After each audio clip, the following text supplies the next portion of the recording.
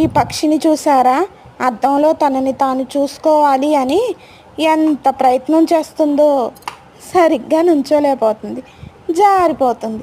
అయినా ప్రయత్నం మాత్రం ఆపలేదు. ఈ పక్షిని చూసి మనం ఎంతో నేర్చుకోవచ్చు. మనలో చాలామంది ఒక పని మొదలు పెడతాం, కానీ అందులో ఏవైనా అవాంతరాలు వస్తే వదిలిపెట్టేస్తాం. అలా కాకుండా మొదలుపెట్టిన పనిలో ఎన్ని అవాంతరాలు వచ్చినా సరే విజయం సాధించే వరకు ప్రయత్నిస్తూ ఉంటే తప్పకుండా విజయం సాధించే అవకాశం ఉంటుంది.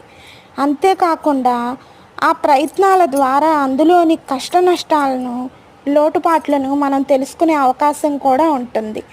ఈ ప్రయత్నాలతో విజయం సాధించవచ్చు కూడా. ఇది ఈ పక్షిని చూశారు కదా, ఇలా మనం ఏ పనిలో అయినా సరే ప్రయత్నం చేస్తూ ఈ పక్షిని చూసారా?